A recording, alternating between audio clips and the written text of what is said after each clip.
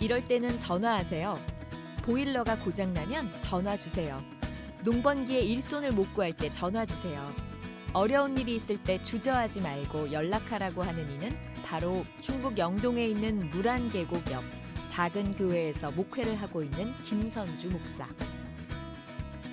때로는 고장난 물건을 고치는 수리 기사로, 일손이 부족하면 일꾼으로 변신하는 만능 목사입니다. 그는 깊은 산골, 두메산골에서 소박한 사람들과 나지막한 삶을 살며 작은 천국을 만들어가고 있습니다. 노인들과 아이들과 아름다운 일상을 공유하며 신앙이 삶이 되고 삶이 신앙이 되는 사람들의 교회를 꿈꾸는 김선주 목사. 그의 작은 천국으로 초대합니다.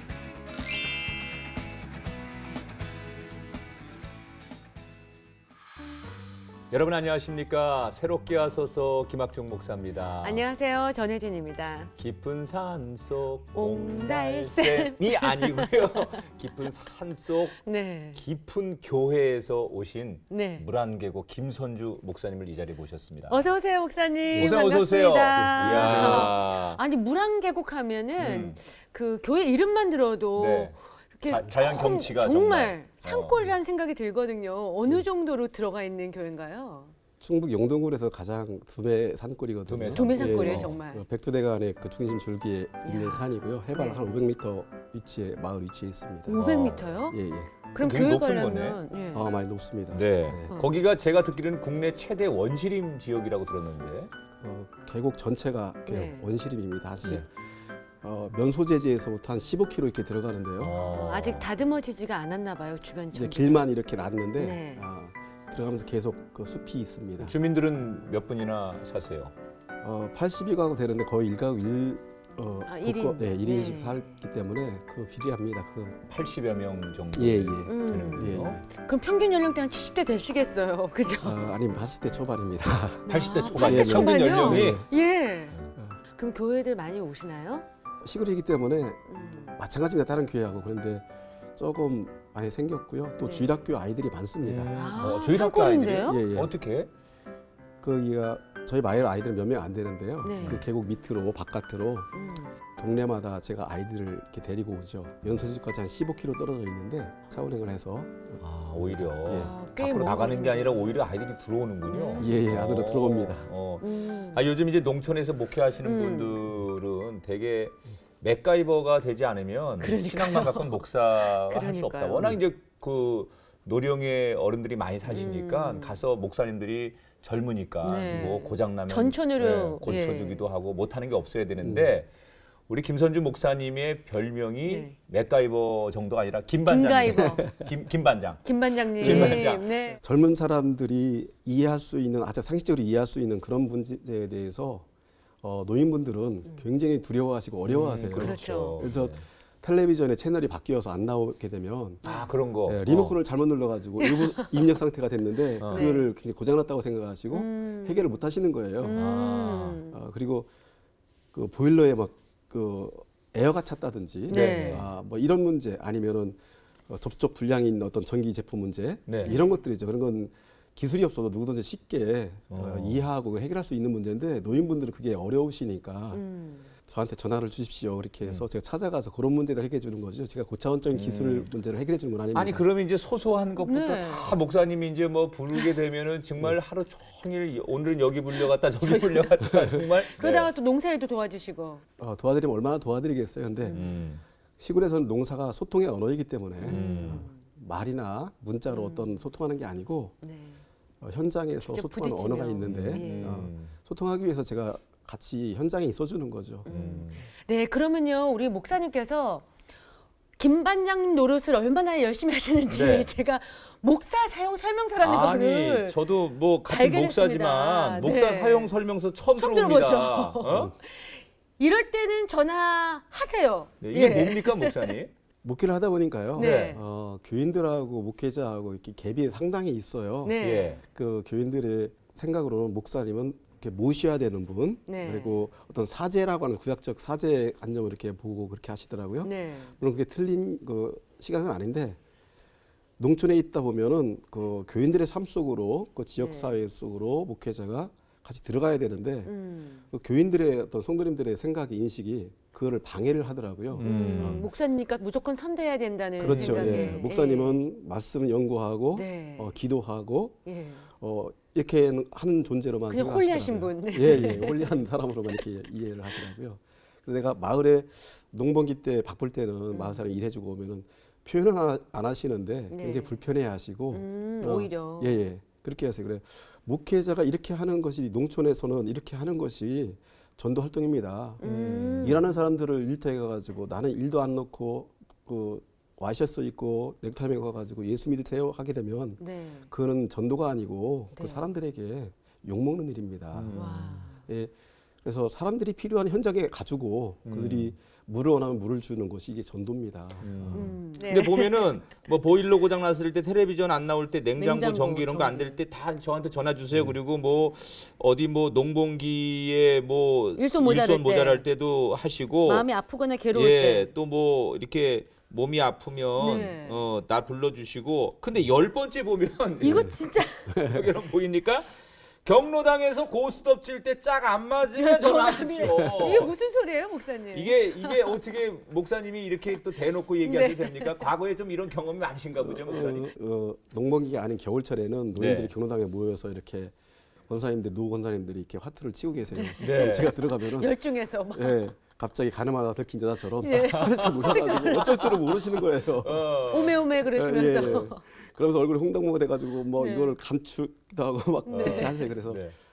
그거는 시골에서 노인분들이 투기성 목적이 아니고 그렇죠. 소일거리로 하는 것은 친목 동물을 위해. 예, 좋은 일이다. 그게 네. 일종의 저는 그렇게 얘기거든요. 네. 시골에서 노인들이 치는 화투는 동계 스포츠다. 그렇죠. 치매에도 좋고요. 동계 치매에도 스포츠. 좋고. 네. 근데 그것을 어떤 율법적인 어떤 잣대를 가지고 이거는 세속적인 거기 때문에 안 돼. 이렇게 해서 어떤 도덕적인 잣대로 노인분들에게 상처를 주거나 어떤 금기시할 필요는 없겠다. 네. 그래서 실제로 이렇게 써놓는다고 해서 그분들이 저를 안 부를 것 뻔히 압니다. 저도 네. 아는데 목사도 그런 걸 할 수 있는 것이기 때문에 부담감 갖지 말고 갖지 말고 마음 하십시오라고 편해지시라고. 하는, 아니 심정의 그럼 한 위안을 번이라도 주는 이렇게 짝 안 맞아서 혹시 불려간 적은 없으세요? 없습니다. 실제로는 일어나지 않았고. 불러주기는 바랬는데 네. 한 번도 없습니다. 네. 은근히 불러주길 바라시는 것 같아요. 예. 그분들이 나를 편하게 생각해 준다라는 그럼요. 거는 네. 사인이거든요. 네. 예. 근데 우리 목사님께서 절대 안 하시는 게 있대요.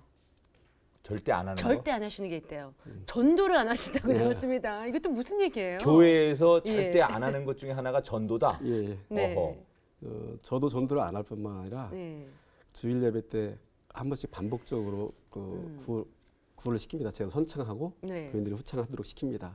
전도하지 맙시다. 왜요? 그 다음에 구호가 착하게 삽시다. 착하게 삽시다. 우리의 삶의 모습이 전도지다. 내 삶이 전도지다라고.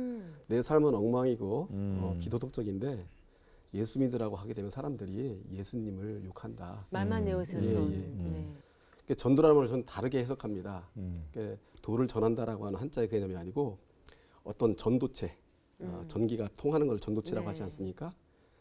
그래서 컨덕터라고 하죠, 영어로. 그래서 파장이 나를 통해서 다른 물체에 전파되고 네. 전달될 때 거기에서 사람들이 감동을 받고 하나님 앞에 나오는 것이지 우리 입을 통해서 어떤 메시지가 전달되는 것은 아니다. 그 메시지가 상대방이 그를 이해하고 수용할 때 그 메시지가 전달되는 것이지 그렇죠. 상대방은 그 언어에 대해서 담을 쌓고 있는데 우리는 종교적인 언어, 교회의 어떤 신앙의 언어, 사람들이 이해할 수 없는 그 언어를 가지고 전도한다면 그거는 전도가 아니고 일종의 폭력이다. 네. 메시지가 전달되는 것은 서로 소통이 가능해야지 전도가 되는 것이지 소통도 안 되는데 일방적으로 그걸 전달한다고 해서 그게 다 무조건 전도가 되는 건 아니다. 정말 좋은 말씀이신 예. 것 같아요. 그러니까 언어의 소통이 아니라 삶으로 행함으로. 우리 네, 일상 속에서 소통하는 그런 전도여야 된다. 처음에 부임하셨을 때 교회 교인이 몇 분이셨습니까? 6분이었는데 실제로 예배 참석하는 분은 4분이었습니다. 네. 그런데 지금은 교회가 몇 명으로 부흥이 됐습니까? 그래서 이거를 얘기하는 것이 뭐 제 가치관에 좋지 않다고 생각하는데 물어보시니까 지금 45명 됩니다. 아유, 야, 굉장히 그러니까 많이 사실 부흥하셨네요. 전도하지 말라고 하는데도 교회는 부흥되고 있는 거예요. 네. 이제 그걸 말씀드리고 싶은 건데. 네네. 그러니까 성도들이 삶 속에 들어가니까. 네, 목사님께서 네. 이제 말씀한 대로 입으로 뭐 교회 한번 나오세요, 음. 예수 믿으세요라고 말하지 않아도 네. 그렇게 살려고 노력하니까 마을에서 네. 많은 분들이 이제 예수 믿는 분들이 늘어나기 시작하는데 목사님께서 전도하지 마십시오라는 것 말고도 네. 또 하지 않는 게 있대요. 뭐요? 헌금하지 마십시오. 헌금은 그다음에 뭐 교회 청소 이런 거 봉사하지 마십시오. 네. 이렇게 얘기를 한다는 거예요. 저는 제가 목사 입장에서 네. 조금 이제 걱정이 되거든요. 아니 이 사실은 교회라는 게 헌금이 있어야 뭐 전도도 하고 선교도 하고 여러 가지 그렇죠. 교회 운영이 되는데 또 사람도 없을 텐데 봉사 안 하면 네. 교회가 청소되고 깨끗하게 운영될 수 있을까? 왜 그렇게 좀 거꾸로 가는 목회를 하시죠, 목사님? 일단은 헌금은 당연히 하나님께 드리는 그 교인들의 고백이고 네. 신앙인데요. 그것이 본질이 아니지 않아요. 신앙의 본질이라고 생각합니다. 그래서 제가 예전에 한국교회 7가지 죄악이라는 책을 썼을 때 많은 젊은 사람들이 저한테 연락이 와서 상담을 많이 다녔습니다. 서울에서 부산까지. 네. 근데 친구들이 공통적으로 가지고 있는 교회에 대한 정의감, 교회에 대한 어떤 윤리식을 의외로 경제의 관점에서 많이 찾더라고요. 교회가 너무 경제적인 방향으로 흘러가고 네. 있다. 기업화돼가고. 네. 네. 그래서 자기들이 헌금을 하는 것이 아까운 게 아니고 그 헌금 때문에 시험이 들고 그런다. 그리고 저도 목회를 하기 전에 교회를 다니면 평신도로 다닐 때 그런 문제에 많이 부딪혔습니다. 과연 교회를 유지하기 위해서 과연 얼마만큼의 재정이 필요하고 얼마만큼 돈이 있어야 되는가. 네. 그런 고민을 많이 하다가 제가 목회 현장에 갔을 때 이것 때문에 성도들이 시험을 받아서 신앙의 본질에 접근하지 못한다면 이것을 과감히 포기하는 게 낫지 않겠느냐. 교회의 본질은 재정의 문제가 아니고 신앙이고 하나님을 만나는 것이다라고 이렇게 생각했고요. 물론 그렇게 되면 일단 교회 살림이 어려워지게 되고 일단 제 생활도 어려워지는 거 분명히 압니다. 근데 제 생활을 그렇게 하려면 저를 포기하지 않으면 안 되는 거죠. 네. 제가 제 삶을 포기했을 때 좀 더 본질적이고 더 높은 가치가 성취될 것이라고 저는 확실히 믿었기 때문에 그렇습니다. 그런데 그렇게 하셨는데도 오히려 교회는 농촌교회로서 자립도 하셨다고 얘기 들었습니다. 예, 저희 교회가 설립한 지 52년째 올해 되는 해인데요. 예. 작년에 처음으로 52년 만에 야. 자립교회가 됐습니다. 와. 헌금하지 말라고 하는데도 오히려 되게 오히려 하나님께서 부흥해요. 네. 네. 그리고 청소는 그럼 누가 하시는 거예요? 교회 아무래도 청소도 하고 청결해야 되는데. 교인들이 대부분 그 노인분들이시다 보니까 네. 어떤 기력이 없으시고요. 또 젊은 분들이 있지만 각기 자기 생활이 바쁘세요. 네. 농사하시는 분도 있고 그러시다 보니까 바쁜 그분들에게 와서 교회 뭐 하십시오 이렇게 하는 것이 좀 제 마음에 허락지 않았어요. 네. 그리고 교회 규모가 작다 보니까 저하고 제 아내하고 둘이 충분히 할 수 있는 규모이고 하다 보니까 물론 사이즈가 커지고 더 큰 교회라면 네. 그것이 불가능하겠죠. 근데 저는 가능한 상황이기 때문에 그것을 저희들이 감내하는 거죠. 이게 목사님 얘기를 네. 들어보니까 네. 목사님 그러신데요. 네. 뭐든지 질문하세요. 근데 저는 네. 사실 교인들한테 뭐든지 질문 못하게 하거든요. 말 못할까봐. 곤란한 질문하면은 이게 안 되는데 목사님은 네, 덕이 안 될까봐. 뭐든지 질문하세요 그런다는 거예요. 네. 그러니까 뭐 이 굉장한 목사님 정말 이게 아주 자기를 다 내놓지 않으면 안 되는 건데. 네. 그거는요 우리 주일학교 아이들 네. 프로그램입니다. 주일학교. 네. 그래서 세상의 모든 질문이라고 하는 타이틀로 아이들한테 질문하는 시간을 갖습니다. 네, 네. 한 30분 동안. 네. 그것은 제가 모든 문제에 대해서 질문할 수 있는 그런 능력을 가지고 있어서 그렇게 한 게 아니고요. 네.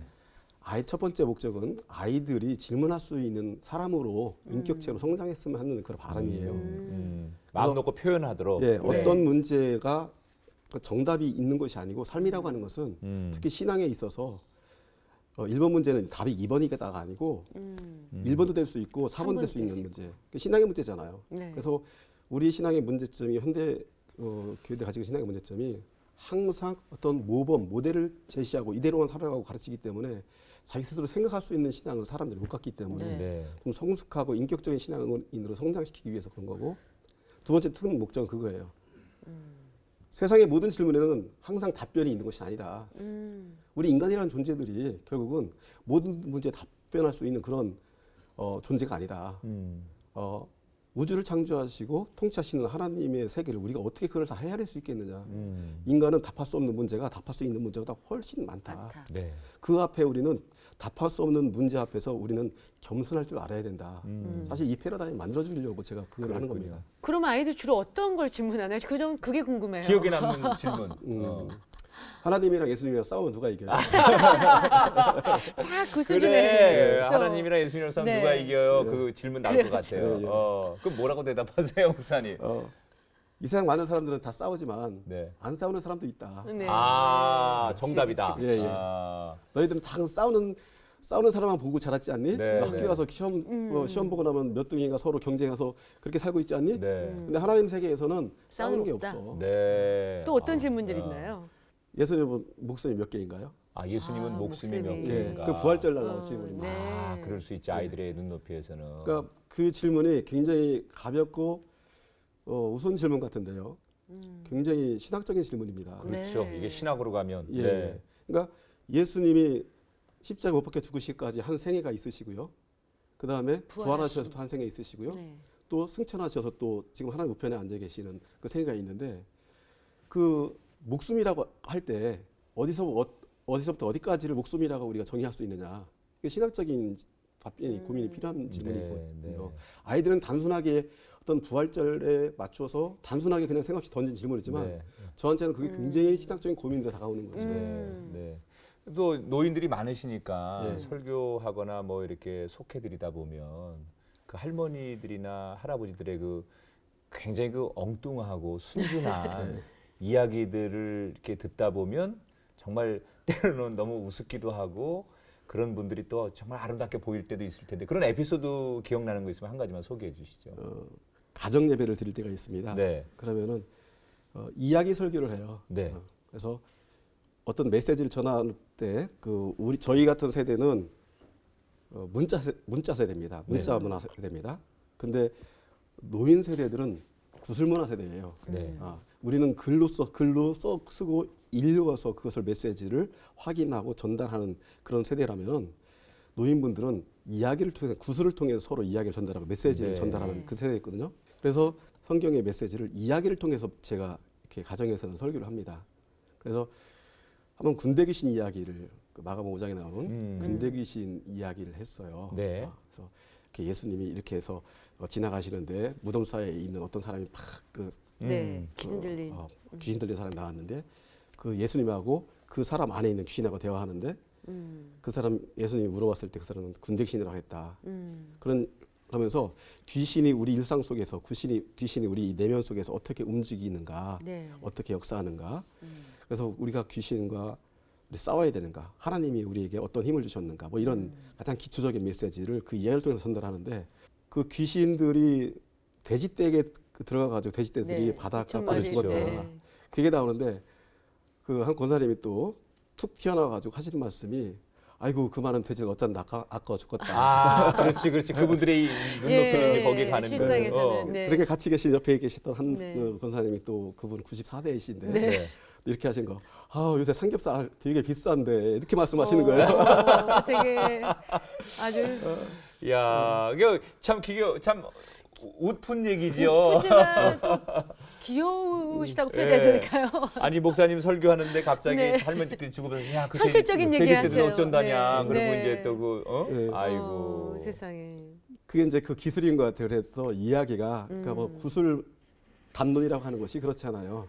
누가 그 문자는 한 사람이 메시지를 정리해가지고 딱 전달해주면 그걸로 전달되는 거지만 구술이라고 하는 것은 이야기하는 사람들이 다양한 방면에서 끼어들어가서 이야기를 풍성하게 만들어가고 네. 그렇게 하는 게 구술의 문화잖아요. 그래서 그것들을 존중해 주는 거죠. 네. 삼겹살 이야기도 나올 수 있는 네, 거예요. 네. 권사님 삼겹살 좋아하세요? 근데 이 사람들은 삼겹살을 안 먹어요. 아. 그렇게 얘기하고 이야기를 바로 잡아가고 그렇군요. 이렇게 나가는 거죠. 예, 정말 그런 눈높이와 관심과 준비성이 없으면 네. 목사님 말씀대로 그렇게 풀어가기 어려운 목회를 목사님 잘하고 계신데 이런 우리 김 목사님께서 조금 전에 평신도를 잠깐 언급하셨었어요. 그러면 신학을 젊을 때 한 게 아니고 평신도로 계시다가 예. 나중에 신학을 하셨다는 얘기인데 어떻게 신학을 하시게 된 거고 목사님이 되고자 하는 마음이 어릴 때부터 있었던 건 아닌 것 같아요. 어릴 때 제가 사남매 중에 맞입니다. 네. 네. 저희 어머니가 굉장히 독실한 신앙을 가지고 계셨는데 제가 말귀를 알아듣는 아기 때부터 저의 등에 업은 상태에서 너는 첫 열매이기 때문에 목사님 하나님께 내가 드렸다. 목회자가 돼야 된다. 서운하셨군요. 예. 목회자에 대해서 굉장히 저는 부정적인 이미지를 가지고 있었어요. 어릴 그래요. 때부터. 예, 예. 네. 근데 제가 20대 20살 때부터 제가 교회를 안 나갔습니다. 그 제가 대학에 가면서부터 그때 80년대에는 5.18 문제라든지 이런 문제 네. 때문에 굉장히 어떤 겉으로 표출되지는 않지만 네. 사회적인 분노, 정치적인 저항 이런 것들이 그 대학 문화의 저변에 깔려 있었어요. 네. 그래서 많은 철학서적, 사회과학 서적들이 그 텍스트를 접하다 보니까 아 기독교라고 하는 것이 이것이 어떤 우리 사회를 병들게 한 어떤 착취 구조의 한편에 있었구나라고 생각이 드는 거예요. 오히려 나쁘게 비춰주셨군요. 예, 예. 우리 아버지는 성실하고 열심히 사는 농부인데 아 우리 아버지가 가난했기 때문에 그냥 당연히 가난한가 보다 했는데 대학 들어가면서 그런 사회인식하고 문제의식 가지고 보니까 아 그런 착취 구조나 어떤 잘못된 사회 구조, 왜곡된 구조 안에 기독교가 같이 손잡고 있었구나라고 하는 그런 생각을 극단적인 생각으로 간 회의가 거죠. 좀 들게 예. 시작. 그래 나는 여기에 발디디면 안 되겠다. 그래서 한 10년 동안을 교회 안 나갔습니다. 네. 아이고. 근데 안 나가는 그 동안에 계속 말로 표현할 수 없는 어떤 영적 체험들이 계속 있었어요. 교회는 안 나갔는데 주로 어떤 말씀을 하셨어요? 그러니까 언어로 말씀하시기도 하지만 그림으로 그림으로. 예, 그림으로 이렇게 화면처럼 그러니까 이게 말씀드려도 되나요? 예, 저 신비 주제가 아닙니다. 네, 신비 네. 본인의 체험이니까. 네, 처음이니까. 네. 네. 새파란 가을 하늘, 구름하지 않는 가을 하늘인데 네. 호랑이가 날아가는 거예요. 그래서 네. 야, 호랑이가 어떻게 날아가지? 신기하게 하늘을 바라보는데 호랑이가 제 앞에 이렇게 내려오는 거예요. 근데 실제로 호랑이가 내 앞에 내려와서 이렇게 보니까 호랑이가 황소만한 거예요. 네. 근데 호랑이가 저한테 타라고 해요. 네. 그래서 제가 호랑이를 탔는데 호랑이가 따뜻하고 털이 폭실폭실한데 네. 저를 태우고 한없이 날아가는 거예요. 음. 날아가더니 어느 곳에 있는데 사람들이 무지하게 많이 모여 있는 곳에 저를 내려주는 거예요. 가서 봤더니 몸빼 바지를 입고 네. 그 촌스러운 그 시골 아주머니 촌부의 모습을 네. 하고 있는 어떤 사람이 있는데 저한테 그러니까 말로 하시는 것이 아니고 그 복화술리라고 하나요? 네, 네, 네. 이렇게 말씀하시지 네, 않아도 네. 이렇게 그 말이 메시지가 나오는. 저한테 이렇게 전해져 오는데 네. 그 큰 항아리가 있는데 이렇게 동치미가 있어요. 그래서 사람들께 나눠줘라. 그래서 제가 다 나눠줬죠. 그래서 마지막에 그 한 모금이 나왔는데 그거 네가 마셔라. 마셨는데 그 맛이 이 세상에 어떤 맛이라고 표현할 수 없는 정말로 독특한. 신체적 감각을 뛰어넘는 어떤 네. 영적인 깊고 오묘한 맛인 거예요. 네. 근데 나중에 알고 봤더니 그분이 예수님이었던 거예요. 음. 그래서 그게 무슨 메시지인가 제가 알죠. 그러니까 나는 사실 방황하고 있었지만 하나님의 부르심이 계속 예, 예. 이제 본인에게 있었던 거죠. 예. 사인을 그런 체험들이 계속해서 연속 이어지게 네. 되니까 이게 나에게 목회를 하라고 하는 거구나. 네. 목회자 길을 가라고 하는 거구나. 제가 메시지는 알았는데 그러니까 하나님이 뭐 정말 그렇게 네, 몰아가신 몰아가신 거죠. 거죠. 예. 네. 지금 저희가 만나는 이제 물안계곡 담임 목사님, 네. 그 시골 교회에서 노인들과 함께 지금 알콩달콩한 목회를 하고 계시잖아요. 전혀 안 하실 것 같은 분이 지금 이렇게 그러니까요. 가장 낮은 곳으로 또 노인들이 있는 곳으로 가서 목회를 하시는데 어떻게 농촌 목회가 시작되신 거예요? 제가 선택해서 간 건 아니에요. 네. 그러니까 보통 제 얘기를 할 때 많은 분들이 이렇게 얘기해요. 자발적으로 가서 헌신한다 이렇게 하는데 그건 아니에요. 농촌 목회자가 하면은 뭔가 의지가 있어서 사명감을 가지고 가서 일한다라고 하는 어떤 프레임을 그 자기들이 가지고서 이렇게 네. 일단은 저를 바라와요. 근데 그건 아니었고요. 네. 불가항력적인 사건들이 제 가정에서 있었습니다. 계속 그래서 예, 네. 사람이 네. 어떻게 돈으로도 해결이 안 되고 네. 사람으로도 해결이 안 되는 그런 저항할 수 없는 그런 문제에 또 직면해가지고 제가 네. 신경 다시 들어가서 졸업을 했죠. 졸업하는데 갈 데가 없는 거예요. 그럼 하나님한테 제가 이렇게 지금도 그렇게 기도하는데 저는 애들같이 기도합니다. 하나님, 나 하나님 가라고 해서 신학교 갔고 하나님 나 이거 몰아가서 다시 복학해서 다 졸업했습니다. 네.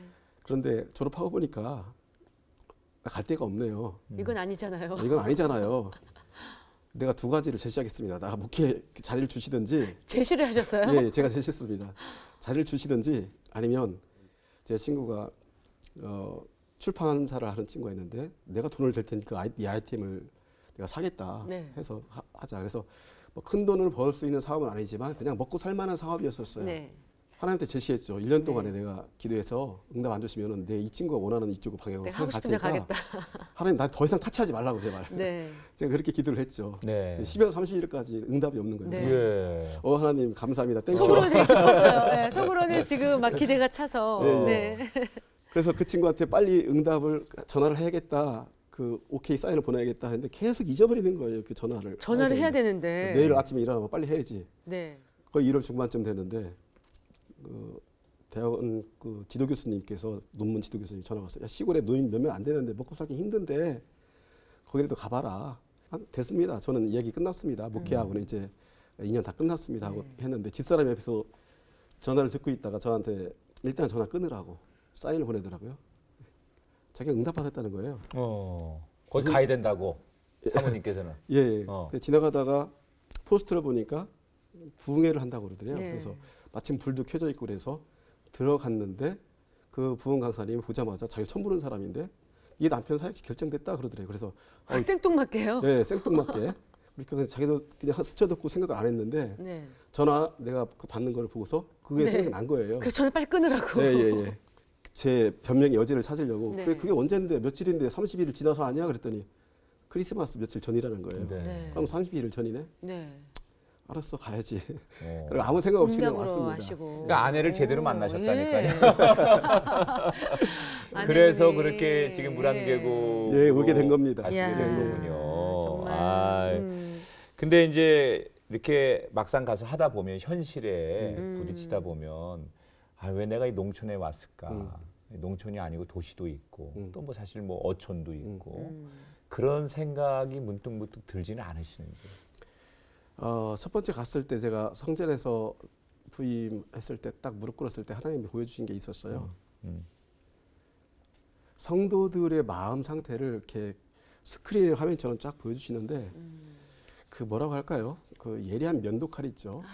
면도칼로 날카로운 종이를 갈기 난자한테 네. 찢어가지고 갈기가 나는 그런 모습들을 막 그러면서 메마르고 막. 피가 흘리는 모습들이 보이시더라고요. 그래서 네가 여기서 해야 될 일은 이 사람들 치유할 일이다. 그럼 하나님 내가 무슨 능력이 있어서 이 사람들 치유합니까? 그런데 하나님이 네가 하냐? 내가 하지. 네. 너는 네가 네 생각 안에서 하고 싶은 대로 해라. 그러면 뒤에서 내가 한다. 그래서 성도들을 회복시키는 일, 다른 뭐 내가 왜 농촌 목회에 왔는가, 내가 왜 여기에 있는가라고 하는 그런 생각을 한 번도 하지 않았습니다. 그냥 그 주어진 상황 속에서 그냥 성도들을 회복시키고 재미있고 즐겁고 교회에 오면 행복하다라고 하는 느낌을 줄 수 있게 하기 위해서 그것만 노력했습니다. 그러니까 목사님은 네. 이게 좀 달란트 상으로 봤을 때 농촌 목회도 잘하시지만 네. 어촌 가면 금을 가지고 고기도 잡으실 고기 던지고. 분이고 시장 가서는 자 골라 이것도 하실 분이에요 보니까. 그냥 어느 곳에 있든지 모셔다 그러면, 두면 네, 하나님이 네. 쓰시는 대로. 사실 목회하시는 분들이요 교회가 이제 변화되고 성장하는 것을 보고 굉장히 위안이 되고 힘을 얻게 되잖아요. 정말 으쌰으쌰하게 되고. 네. 근데 우리 물안개고 교회 그 성도들은 대부분 나이 드신 어르신들이 많다 보니까 큰 변화 없을 것 같다는 생각이 들어요. 거기에서 오는 좀 힘든 갈등 같은 게 또 좀 있으실 것 변화가 같은데. 좀 있어야 되는데. 예. 이제 우리가 변화를 얘기할 때 부흥이나 네. 성장이라는 개념을 두고서 생각하고서 그 변화라는 말을 사용하거든요. 네. 그래서 많이 듣는 얘기가 그 교회 내려간 지 몇 년 됐어? 얼마나 부흥했어? 이런 이야기를 목회자이기 때문에 당연한 인사죠. 네, 네. 그래서 저는 그렇게 말합니다. 교인들이 느는 것보다 더 중요한 것은 교인들이 행복하는 겁니다. 우리가 행복하게 되면 성장하지 않아도 성숙해질 수 있습니다. 성장보다 더 중요한 것은 성숙입니다. 네. 그래서 우리는 많이 성장하지 않았지만 많이 성숙해졌다고 저는 생각을 해요. 그래서 우리 성숙한 모습을 보면서 눈에 띄는 변화는 아니지만 내적인 외적인 변화들이 지금 많이 일어나고 있습니다. 네. 교회에 나오는 것을 즐거워하고 교회에서 소망을 갖고 또 많은 사람들에게 교회에 대한 좋은 이야기가 담론이 오고 가고 그러면서 또 귀농하신 분들이 저희 교회를 먼 거리에서 찾아오시고 네. 이렇게 보면은 양적으로도 아주 변화가 없는 것은 아닙니다. 네, 또- 지금 이제 우리 목사님이 네. 그렇게 목회하시는 그 이야기가 책으로 나왔어요. 우리들의 작은, 작은 천국. 천국. 그래서 말 그대로. 물안계곡에서 목회하시는 그 할머니들과 네. 노인들과의 그 에피소드, 네. 험한 목회 이야기를 이게 사진도 넣고 보니까는 사파도 넣고 해서 네. 굉장히 아름다운 책으로 이렇게 나왔는데 제목이 네. 작은 천국 이렇게 썼어요. 예, 예.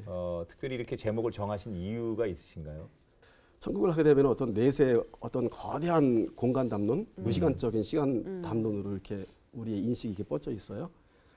근데 우리가 살아가는 일상의 그 순간순간들이 작은 공간들이 하나님을 경험하며 하나님을 고백하는 그 순간이 되어야 된다라고 생각을 해요.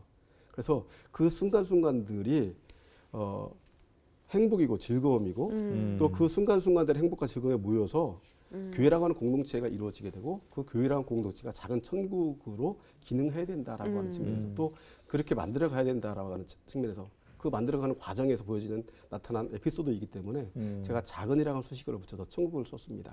네. 아무튼 오늘 우리가 예. 다 이야기를 나누지 못하지만 굉장히 네. 재미있고 감동적인 에피소드가 이 안에 있는데 네. 또 우리 목사님 이야기를 오늘 이후에 이 책을 통해서 많은 분들이 네. 만나시면 저는 이 좋겠다는 부제가 더 생각이 듭니다. 재밌는 것 같아요. 개구쟁이 시골 목사 김선주의 37가지 삶과 영성. 네. 아주 여기에 많은 재미가 있을 것 이야기거리가 있는 같아요. 거죠. 근데 목사님 그럼 교회에서 목회 그 두메산골에서 목회 사역하시면서 어떨 때 가장 좀 행복하시고 기쁘신지. 하나 저희 교회 중직을 맡으시는 권사님이 좀 네. 성격이 괄괄하세요. 네. 교회에서 열심히 신앙생활하시고 네. 봉사하시고 어느 날 갑자기 이렇게 굉장히 얼굴이 안 좋은 얼굴로 교회 예배에 참석하셨어요. 네. 그래서 예배 끝나고 나서 왜 그러십니까 그랬더니 마을 노인분하고 자기보다 나이가 연배가 한참 많으신 노인하고 다투었다는 거예요. 네. 네. 다툰 것도 그냥 다툰 게 아니고 네.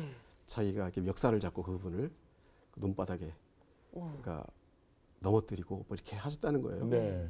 사소한 일이에요. 근데 네. 논에 물꼬를 자기 쪽으로 했는데 좀 몇 시간 후에 해도 되는데 그 노인분이 와서 금방 이렇게 돌리고 간 물꼬를 자기 돈으로 돌려놓으니까 화가 섭섭하신 나가지고 거죠. 네, 네. 화가 나가지고 그걸 순간의 분노를 못 참아서 그렇게 하셨다는 거예요. 그래서 제가 좀 화가 가라앉기를 기다렸다가 네. 만납시다. 오후에 저녁에 만납시다. 밥 먹으면서 그랬죠. 권사님 예배 열심히 드리고 교회 열심히 나오고 열심히 봉사하고 그런다고 다 은혜 받고 축복받고 천국 가는 게 아닙니다. 천국은 우리 삶 속에 있는 겁니다. 천국은 하나님이 권사님에게 주시는 것이기도 하지만 권사님을 하나님 나라로 데려가시는 것이기도 하지만 권사님이 이 땅에 살아가시면서 이 땅에서 천국을 만들기도 해야 됩니다. 네. 내가 참을 수 없는 분노 앞에서도 분노를 참을 수 있어야 되고 예수님이 그렇게 하셨잖아요.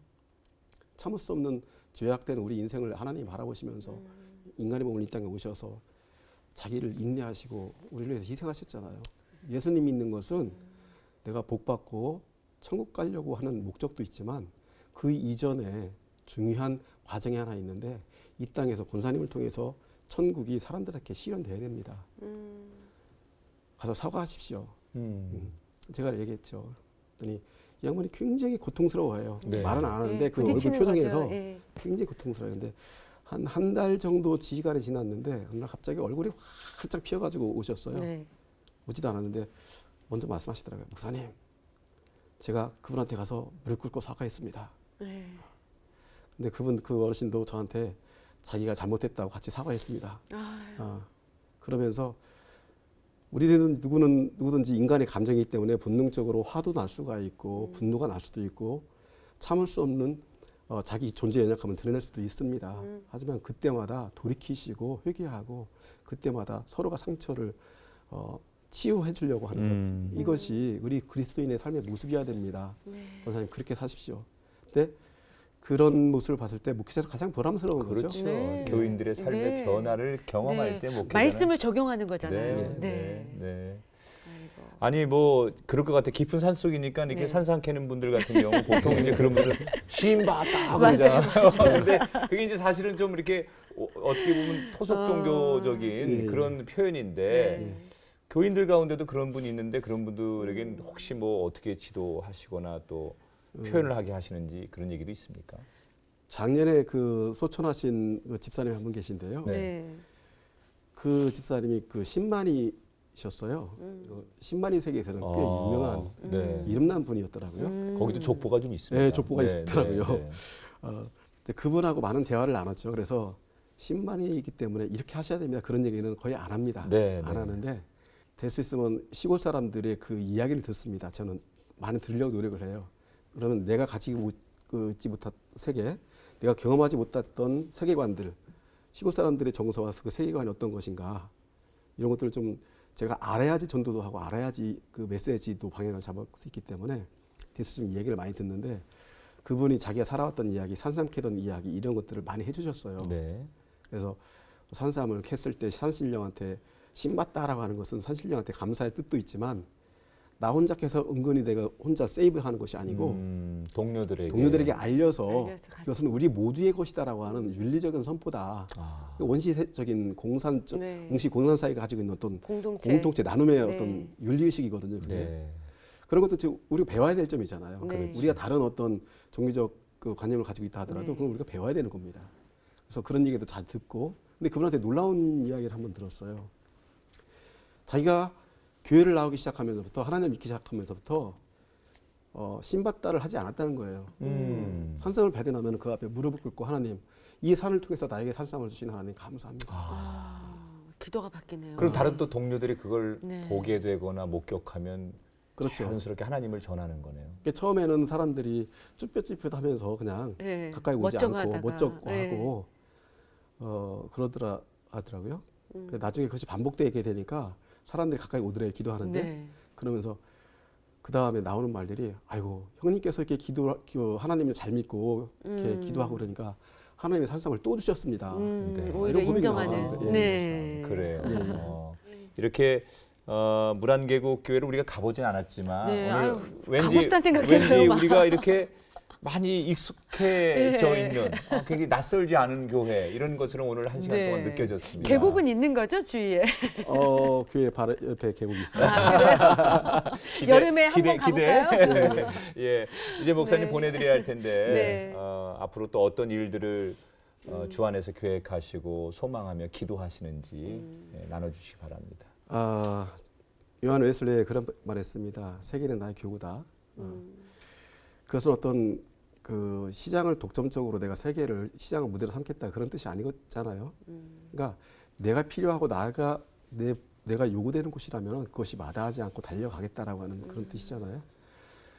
제가 소속된 어떤 교단이 있고 제가 소속된 교회는 있지만 제가 필요로 하는 곳은 언제든지 달려가겠다라고 하는 생각인데 그래서 많은 개인적인 어떤 사람이 상처를 입고 아픔이 있다라면은 누구든지 가리지 않고 만납니다.